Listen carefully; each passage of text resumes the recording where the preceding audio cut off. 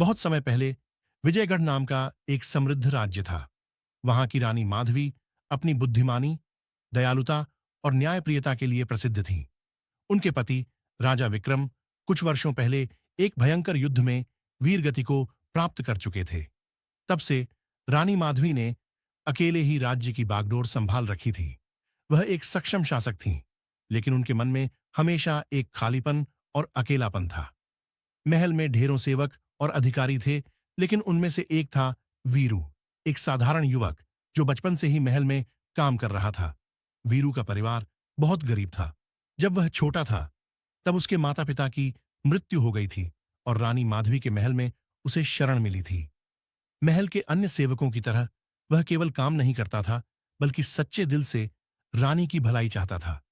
उसकी निष्ठा और ईमानदारी उसे बाकी सेवकों से अलग बनाती थी। वीरू की निष्ठा और रानी का अकेलापन।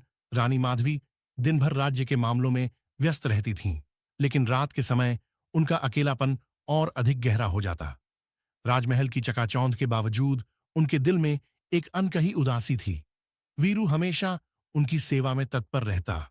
वह महल के अन्य सेवकों की तरह केवल आदेश नहीं मानता था, बल्कि यह भी सोचता था कि रानी को क्या पसंद है, क्या उन्हें खुशी देगा।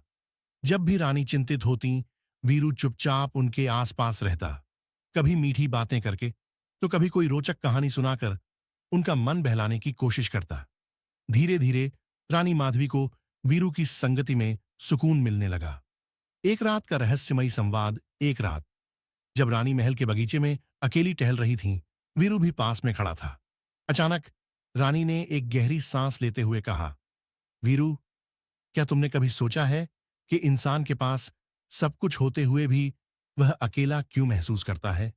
वीरू ने कुछ पल सोचा और फिर मुस्कुराते हुए बोला, रानी साहिबा, शायद इसलिए कि हम अक्सर उन चीजों की तलाश में रहते हैं जो हमारे पास नहीं होती, और जो हमारे पास होती हैं उनकी कदर नहीं करते। रानी थोड़ी देर तक चुप रहीं, फिर हल्के से मुस्कुरा दी। उन्हें वीरू की बातों में एक गहराई नजर आई। राज्य पर संकट और वीरू की परीक्षा। कुछ समय बाद विजयगढ़ पर पड़ोसी राज्य मालवा के राजा रणधीर ने हमला करने की योजना बनाई। उन्होंने गुप्तचरों के माध्यम से यह खबर फैलाई कि रानी कमजोर हो गई हैं और अब विजयगढ़ को बचाने वाला कोई नहीं। राज्य के कई सरदारों ने भी इस अफवाह पर विश्वास कर लिया और कुछ तो गद्दारी करने को भी तैयार हो गए। रानी माधवी को जब यह सूचना मिली तो वे चिंतित हो गईं। वे नहीं चाहती थीं कि राज्य में किसी भी तरह की अशांति फैले। उन्होंने अपने वफादार सलाहकारों से चर्चा की, लेकिन उन्हें भरोसा नहीं हो रहा था कि कौन सच में उनके प्रति वफादार है और कौन नहीं।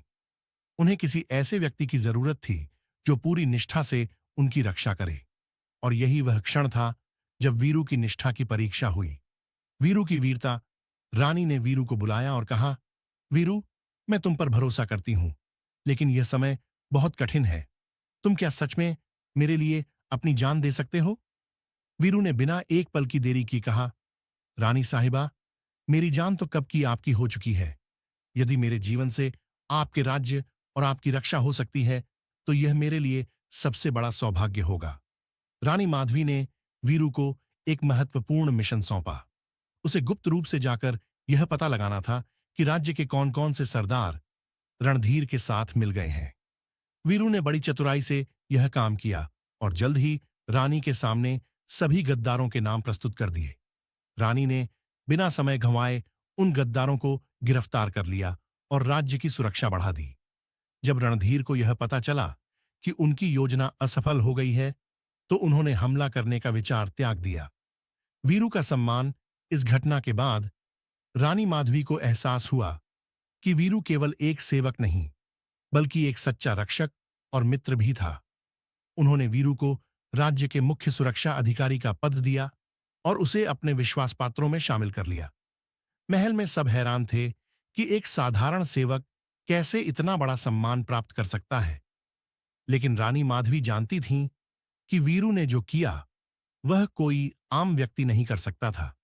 नए रिश्ते की शुरुआत। अब रानी माधवी पहले की तरह अकेलापन महसूस नहीं करती थीं। वीरू की सच्ची निष्ठा और सेवा ने उनके हृदय को छू लिया था।